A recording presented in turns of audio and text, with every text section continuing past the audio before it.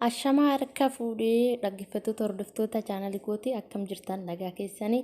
nagaa kooti galata waaqaa isinis bakka jirtanitti nagaa waaqaa isiniif haa ta'u jecha haarawa chaanalii kootiif haarawa kan dhuftan baga nagaan dhuftan akkasuma kan turtanis baga nagaan turtaniin jedha egaa guyyaarraa viidiyoo tokko qabadhee dhiyaadhe viidiyoon kunis nyaata doonaat kan jedhamudha doonaat kan jedhamu akkaataa itti hojjetamu wajjin laallechuudha akkasuma kan immoo nyaata biyya keenya isa bombodinoo jedhamu jechuudha kanaafuu amma gara viidiyootti isin dabarsaa turtii gaarii noo isa koppii isa kana tokko jechuudha annan koppii isa kana tokko jechuudha sambooda immoo buuphaan barbaachisa kan hanqaaquu jechuudha hanqaaquu tokko itti nadha Samboda kamera lah.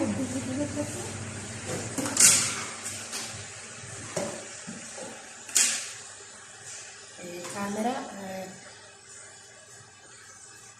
maka kopi dimasak tinanda.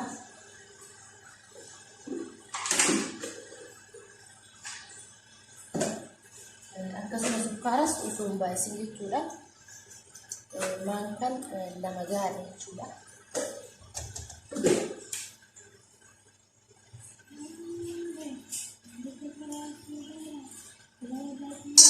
Samboda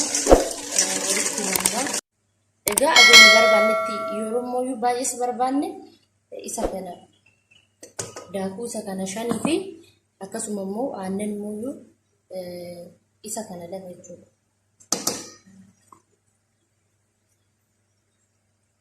lama fi walakkaa amma aan goosina jechuudha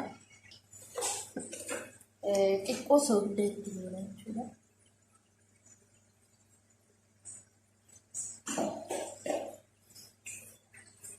Egaa amma hin bukeessina jechuudha.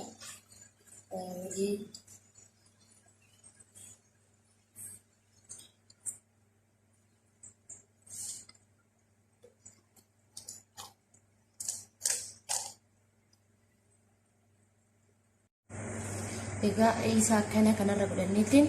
sirriitti sukkuumne jechuudha walakka fudhatu.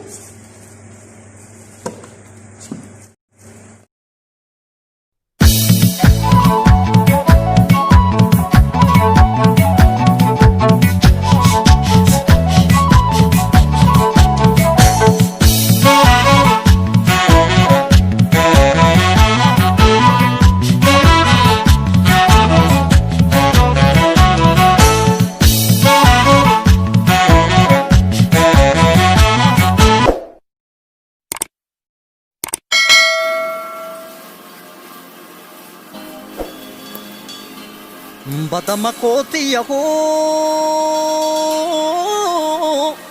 nab gamera wau Intukum ne jana nake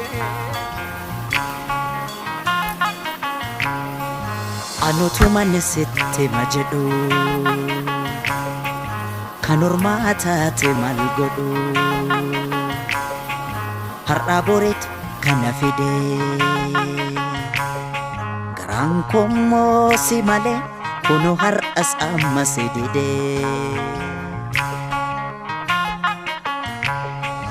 Anu tuman sitte majedu Kanormata te malgodu Silamet ya baba ya jolle banero guraba gandero Rasa satu kakasa diratu tu kakasa sutu kaninjre maltu biyana basa Kala morinu chome demna milkinu tole yorande mesmal kaba kesa koti bekaba Angkanu kubagara enyutini mat Kesi garangkan ko kesi ko madadang